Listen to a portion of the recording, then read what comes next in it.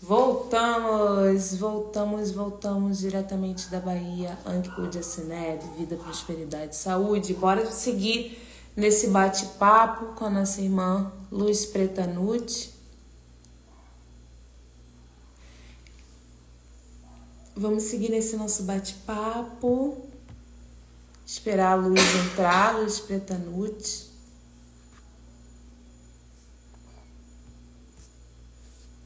Pronto.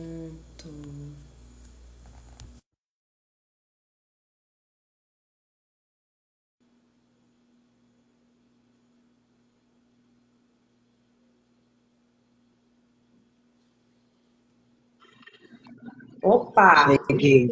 Bora lá. Então, vamos Então, falar. Eu gostaria de entender um pouco mais do funcionamento, assim, do sistema nervoso. Você pode falar um pouquinho sobre isso? Sobre as posso sim. divisões do cérebro? Se me interessa esses termos, os termos. E Tá eu também certo. Então, queria também, minha irmã, que a gente fechasse antes, né, que você falasse um pouco sobre a experiência do que você tem feito como instrutora, né? Por que você tem essa vontade de pesquisar sobre esse assunto? Por que você faz essa pesquisa? Como que você tem trazido essa pesquisa para sua vivência, né, para sua atuação profissional enquanto instrutora? Queria que você falasse um pouco mais sobre isso. eu vou falar. E, bom, até para responder a sua pergunta, eu vou acabar pegando na rabeta da outra live mesmo, né? Que eu estava explicando sobre o que é a neurogênese, que é quando o nosso cérebro cria neurônios, e a neuroplasticidade, que é a estratégia de comunicação entre os neurônios, que ele vai estar no cérebro e no nosso sistema nervoso central, né? Então, sobre o sistema nervoso central, nós temos, nós temos nosso sistema nervoso central que ele vai responder a tudo que o cérebro ordenar, certo? O cérebro pensou, aperta, abre, pisca, abre, fala. E tudo mais o que você vai falar, o cérebro está aqui primeiro agindo, né? Mas quando a gente fala do sistema nervoso central, a gente tem o sistema nervoso autônomo, que é o que dá as respostas aos movimentos. Então, a gente tem um sistema nervoso autônomo simpático e a gente tem um sistema nervoso parasimpático, né? O sistema nervoso simpático, ele é responsável pelos nossos estímulos de alerta. Dilatação da pupila, pelos arrepiados, coração disparado, a boca ressecada, o fechamento do canal dos esfíncteres. Então, toda essa resposta de alerta, quando a gente coloca a nossa resposta de alerta do nosso corpo, significa que a gente ativou o nosso sistema simpático. E quando a gente ativa o nosso sistema nervoso parasimpático, é já o que relaxa, é o que acalma, é que bota a gente para dormir, é que ajuda a gente no nosso processo de digestão. E o nosso corpo, ao contrário do que a gente imagina, não é, ou o sistema nervoso simpático trabalha ou o parasimpático trabalha. Na maioria das vezes, um atua mais que o outro. Mas, por exemplo, se a gente tiver que estar alerta aqui para uma live, o nosso sistema nervoso simpático ele está ativo. E o parasimpático também. Porque se tiver só o simpático, ele tá aqui. Entendeu? Ia estar totalmente energética, totalmente papapá, porque tava só. Como é que a gente fica quando a gente está em estado de fuga, né? Então a gente fica desequilibrado, né? Então a gente vai trabalhar junto. E tem alguns movimentos, como por exemplo, o movimento de ejaculação.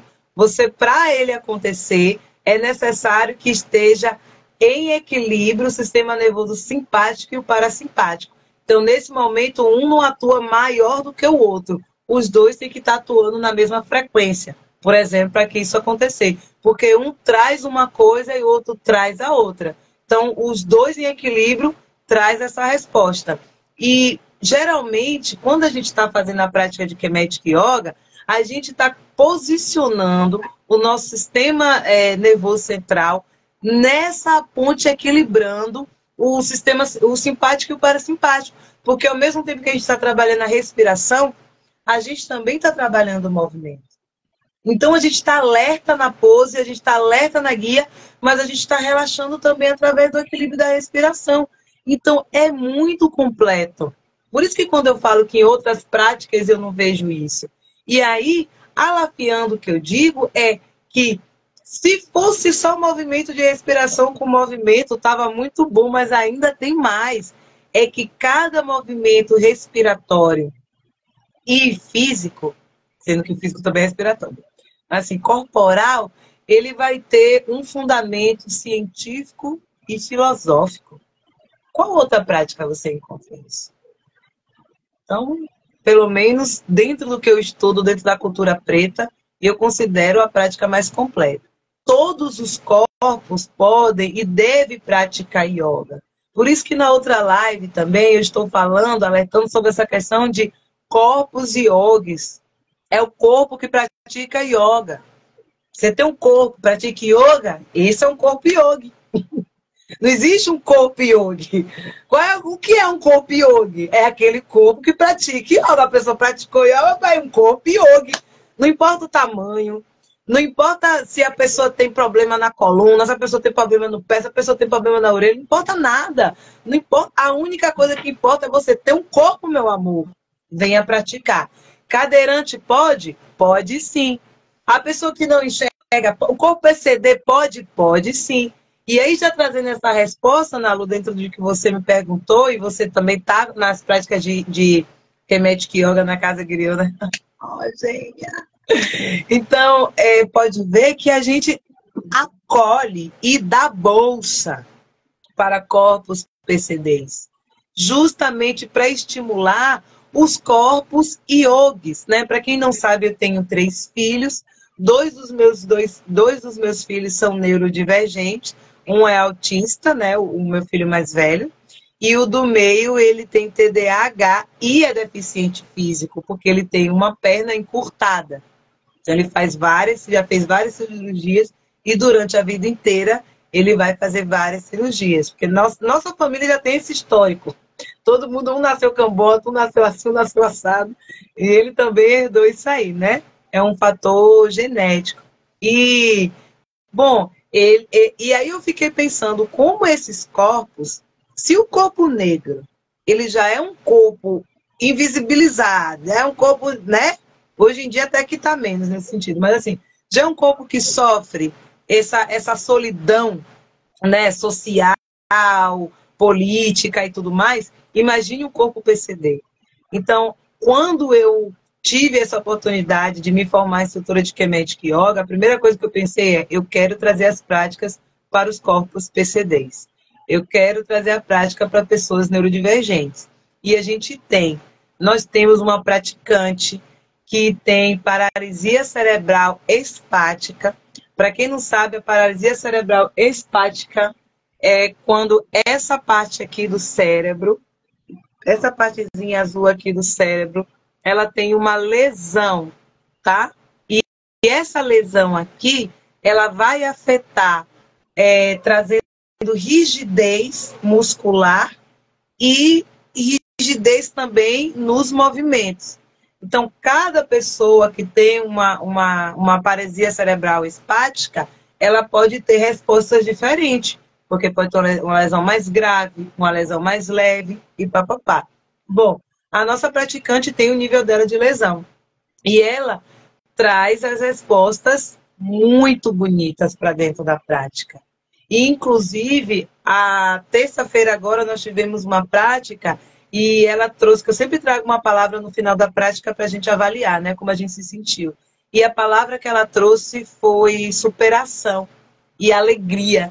Então, ela conseguiu, no Pilates, que ela faz Kemetic Yoga e Pilates, então ela conseguiu fazer no Pilates um movimento com as pernas que ela considera complexo, que é complexo para a situação dela.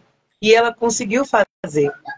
E ela veio falar comigo e disse que ela tinha certeza absoluta que as práticas de Kemetic Yoga que ela tem feito têm ajudado ela também a aumentar essa mobilidade de movimento e a destravar essa rigidez muscular.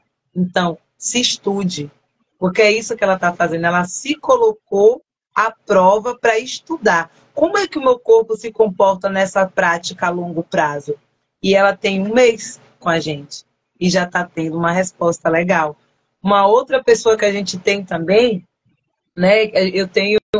Nós temos um praticante neurodivergente também. Ai, eu dou muita risada. Aí eu vou falar que ele vai adorar que eu fale o nome dele na live. Moca, Moisés Costa, meu colega de teatro na Ele tava UF. aqui, mandou mensagem, falou: Oi, gente, tô aqui.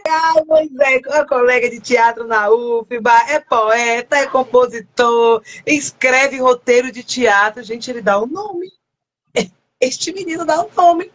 E aí, eis que, segundo a sociedade, ele tem dificuldade, segundo o diagnóstico médico, ele tem dificuldade na aprendizagem. Imagine. E o menino faz isso tudo. E o menino faz isso tudo. Então, primeiro que tem uma coisa que é do padrão, que se você não tem uma curva, que eu esqueci agora o nome dessa curva, mas tem o nome de algum filho da mãe gringo. E essa curva, ela vem mais ou menos daqui, ó, e ela vai fazendo aqui. E a gente vai chamar de curva da normalidade. Então, vamos supor que aqui nessa ladeira, que aqui no meio dessa montanha que tem uma linha.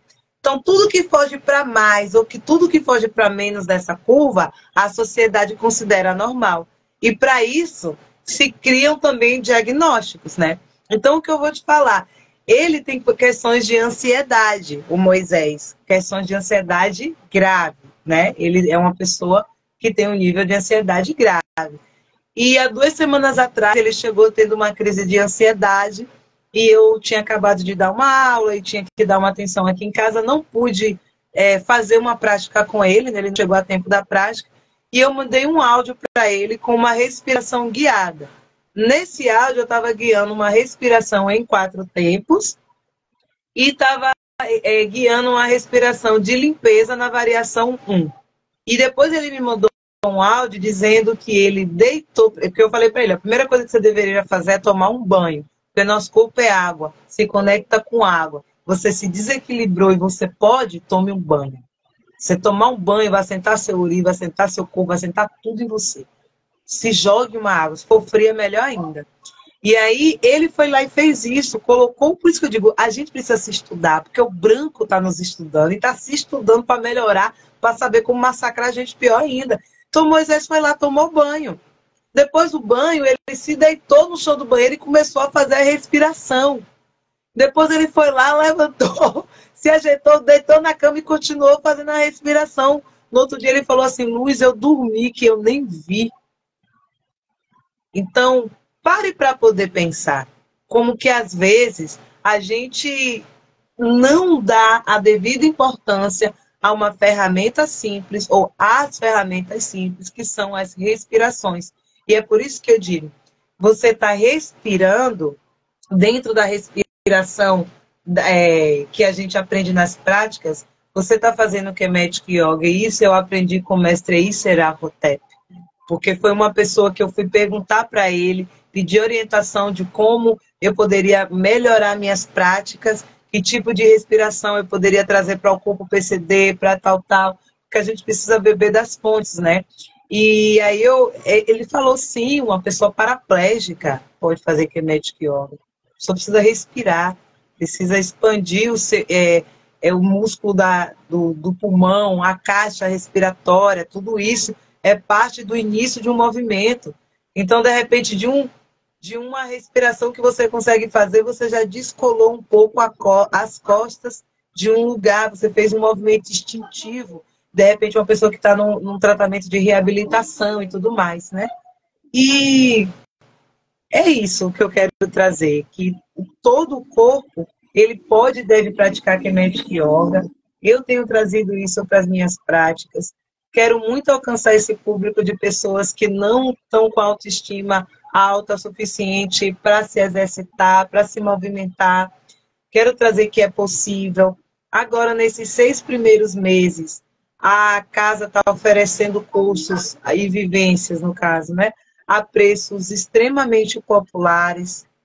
A gente dá bolsas para egressos do sistema prisionário, a gente dá bolsa para adictos em recuperação. E quando eu falo adicto, gente, é pessoa que está se livrando do vício do cigarro, é um adicto em recuperação. Pessoa que está se livrando do vício do álcool, é um adicto em recuperação. Pessoa que está se livrando de outras drogas também, é adicto em recuperação. A gente dá bolsa também para os corpos PCDs, porque a nossa ideia é que nesses 6 primeiros meses a gente ocupe o máximo de mentes e corpos possíveis e que esses outros tipos de yoga considerem improváveis para praticar Kemetic Yoga. Uma coisa que eu queria falar também é que quando a gente faz prática coletiva, gente, eu trouxe esse aqui, ó. Praticar em grupo é saudável porque previne o declínio cognitivo. E o declínio cognitivo é a redução gradual da memória, da atenção e do raciocínio. Então, quando você pratica em grupo, você está trabalhando a memória, a atenção e o raciocínio ainda mais poderosamente. Então, bom a gente praticar com a gente mesmo, fundamental e importante, mas de vez em quando também é bom fazer uma prática em grupo, né? Vai proteger também a nossa mente aí nas nossas prosperidades.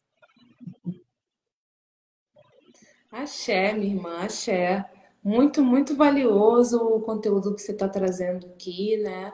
Nessa perspectiva da reeducação neurocerebral. E a gente pensar como que é um conhecimento simples e super sofisticado, super denso, né? Como que uma ferramenta tão simples como a nossa própria respiração pode ter um efeito tão denso, né? E eu, particularmente, fico muito feliz com a trajetória que você tem seguido, né? Tenho acompanhado. Fico muito feliz com o trabalho que que você vem desenvolvendo, né? E é um grande avanço, né, minha irmã? É um grande avanço ter uma pessoa com esse olhar, essa sensibilidade, né? Com esse toque e desenvolvendo uma pesquisa tão importante, né?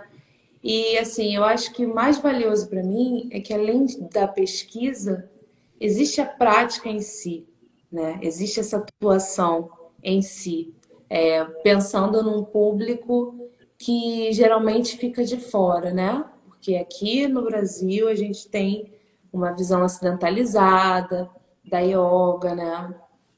Acho que na maioria dos países ocidentais, né? Na verdade, a gente tem essa visão ocidentalizada, como você veio muito bem, falou aqui hoje com a gente, né? Sobre os corpos yogis.